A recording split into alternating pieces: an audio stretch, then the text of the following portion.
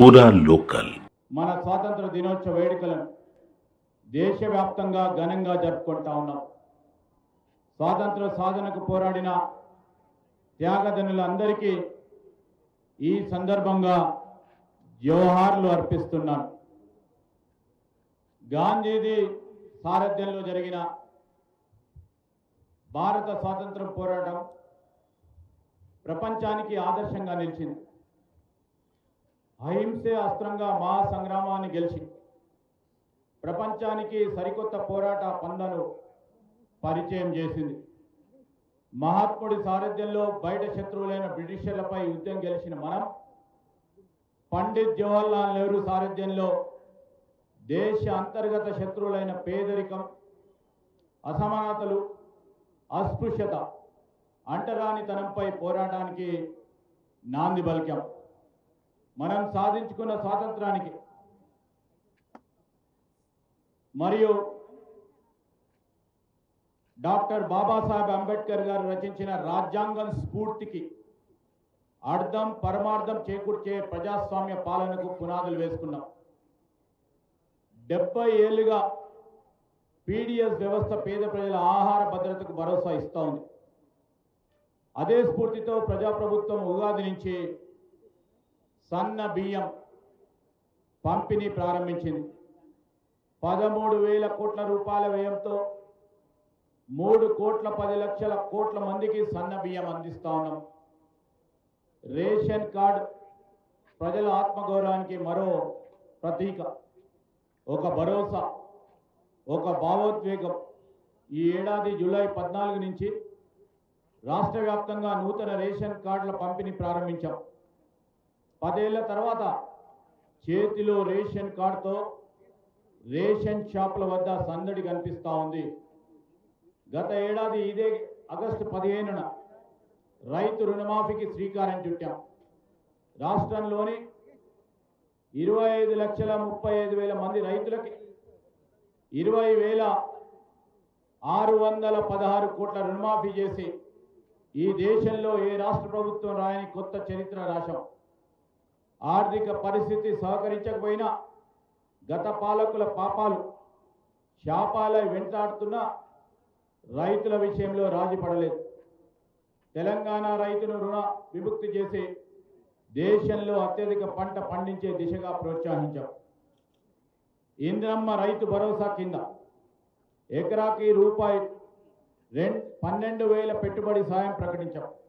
పరిమితులు లేకుండా ప్రతి రైతుకి ఈ పథకం కింద సాయం చేశాం. జూన్ 16న ప్రారంభించి కేవలం 9 రోజుల్లోనే 9,000 కోట్ల రైతుల ఖాతాలో వేశాం. రాష్ట్రంలోని 70,11,184 మంది రైతులకు ఈ సహాయం అందించాం. కొత్తగా దరఖాస్తు చేసుకున్న 1,20,00,000 మంది రైతులకు పెట్టుబడి సాయం అందించాం. 7,178 కొనుగోలు కేంద్రాలు ఏర్పాటు చేసి చివర గింజ వరకు ధాన్యాన్ని కొన్నాం. సన్నాలకు క్వింటల్కి 500 రూపాయల బోనస్ ఇస్తున్నాం. ధాన్యం కొనుగోలు చేసిన 48 గంటల్లోనే డబ్బులను రైతుల ఖాతాల్లో జమ చేస్తూ ఉన్నాం. వ్యవసాయానికి ఉచిత విద్యుత్తో భాగంగా 29 లక్షల పంపు సెట్లకు ఉచిత విద్యుత్ అందిస్తూ ఉన్నాం. దీనికోసం 16,691 కోట్ల రూపాయలని సబ్సిడీ విద్యుత్ సంస్థలకు చెల్లిస్తున్నాం. ప్రజాప్రభుత్వం ఏర్పడ్డ తర్వాత రాష్ట్ర వ్యవసాయ చరిత్రను తిరిగిరాసే అన్నదాతల సంక్షేమానికి 1,13,000 కోట్ల రూపాయలు ఖర్చు చేశాం. 39 ఉపకులాలను 3 గ్రూపులుగా విభజించి గ్రూప్ 1లో 15, గ్రూప్ 2లో 18, గ్రూప్ 3లో 26 కులాలను చేర్చాం. ఆరోగ్యశ్రీ కాంగ్రెస్ బ్రాండ్ స్కీమ్ మస్కబారిన ఈ పథకానికి పూర్వ వైభవం తెచ్చాం. బాధ్యతలు స్వీకరించిన వెంటనే ఆరోగ్యశ్రీ పరిధిని 5 లక్షల నుండి 10 లక్షల రూపాయల వరకు పెంచాం. 27 ఎకరాల విస్తీర్ణంలో 2,700 కోట్ల రూపాయల వ్యయంతో నయా ఉస్మానియా ఆసుపత్రి భవన సముదాయాన్ని నిర్మిస్తా ఉన్నాం. రాష్ట్రంలో అనేక చోట్ల వైద్య విద్య కళాశాలలు నిర్మిస్తున్నాం. ప్రజాప్రభుత్వం ఏర్పడిన తర్వాత వైద్య ఆరోగ్య రంగంపై 16,521 కోట్ల రూపాయలు వ్యయం చేశాం. ప్రజాప్రభుత్వం బాధ్యతలు స్వీకరించిన 48 గంటల్లోనే మహాలక్ష్మి పథకం కింద ఆడబిడ్డలకు ఆర్టీసీలో ఉచిత రవాణా సౌకర్యాన్ని కల్పించాం. ఈ పథకం కింద ఆడబిడ్డలకు 6,700 కోట్ల రూపాయలు ఆదా అయింది. ఇటీవలే 200 కోట్ల జీరో టికెట్ల మైలురాయిని దాటడం మా విజయాల్లో మరో మైలురాయి. రాష్ట్రంలో ఆడబిడ్డల సంక్షేమం అభివృద్ధి కోసం మా ప్రభుత్వం మొత్తం 46,689 కోట్ల రూపాయలు సమకూర్చింది. యువతను రక్షించుకుంటేనే తెలంగాణకు భవిత. యువత ఉద్యోగ ఉపాధికి పెద్దపీట వేస్తున్నాం. బాధ్యతలు స్వీకరించిన మరుక్షణం టీజీపీఎస్సీని సంస్కరించాం. 20 నెలల కాలంలో దాదాపు 60,000 ఉద్యోగాలు భర్తీ చేశాం. తెలంగాణ మగాణాలకు చివరికి ఆయకట్టు వరకు సాగునీరిచ్చే ప్రణాళికతో పెండింగ్ ప్రాజెక్టుల లక్ష్యాలను నిర్దేశించుకొని పూర్తి చేసుకున్నాం. కృష్ణా గోదావరి జలాల్లో మన వాటాల సాధనలో రాజీ పడబోం. గత పాలకుల నిర్లక్ష్యంతో జరిగిన నష్టాన్ని భర్తీ చేస్తూనే శాశ్వత హక్కుల సాధనలో విజయం సాధించలేని ప్రభుత్వం వ్యూహాత్మక ప్రణాళికలో పనిచేస్తూ ఉంది. 2047 నాటికి భారతదేశ ముఖ చిత్రాన్ని మార్చే గేమ్ చేంజర్ పాత్రలో తెలంగాణ కీలకంగా ఉండాలన్న సంకల్పం మాది. ఈ సంకల్పానికి దార్శనిక పత్రమే తెలంగాణ రైజింగ్ 2047. 2035 నాటికి $1 ట్రిలియన్ ఆర్థిక వ్యవస్థగా, 2047 నాటికి $3 ట్రిలియన్ల ఆర్థిక వ్యవస్థగా తెలంగాణను మార్చే మహత్తర లక్ష్య పత్రంగా తెలంగాణ రైజింగ్ 2047 ఉంటుంది. ఇది కేవలం ప్రణాళిక కాదు, ప్రపంచ వేదికపై తెలంగాణను సగౌరవంగా నిలబెట్టే సంకల్పం. స్వాతంత్ర దినోత్సవం పురస్కరించుకొని మన జిల్లాలో అమలు చేస్తా ఉన్న వివిధ అభివృద్ధి సంక్షేమ కార్యక్రమాలను ఈ సందర్భంలో మీకు ముందు ఉంచుతా ఉన్నాను. మహాలక్ష్మి పథకం కింద జిల్లాలో 9వ డిసెంబర్ 2023న ప్రారంభించిన మహిళలకి ఉచిత బస్సు రవాణా సౌకర్యాన్ని ఇప్పటివరకు 4,97,00,000 మంది మహిళలు వినియోగించుకుంటున్నారు. తద్వారా 208,57,00,000 రూపాయలు లబ్ధి పొందారు.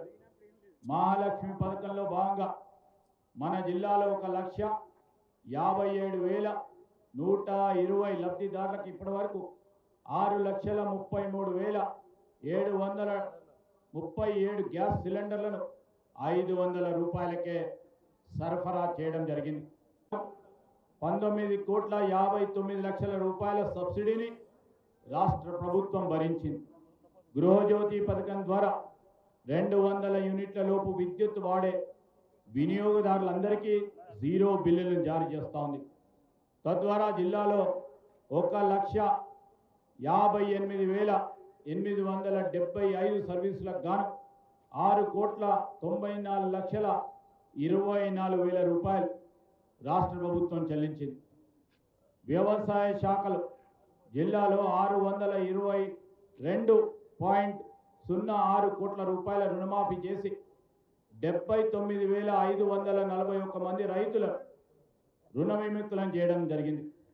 రైతు భరోసా పథకం ద్వారా వానకాలం సీజన్ ప్రారంభంలోనే 1,90,186 మంది రైతులకి 206,62,96,96,000 రూపాయలని రైతు ఖాతాలలో జమ చేయడం జరిగింది.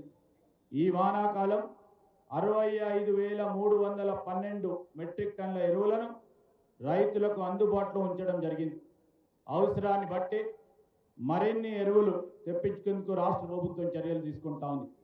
రైతు బీమా ద్వారా ఇప్పటివరకు జిల్లాలో వివిధ కారణాలతో మరణించిన రైతు కుటుంబాలకి 23,45,00,000 రూపాయల బీమా సొమ్మును అందజేసి ఆర్థిక చేయూత కల్పించడం జరిగింది.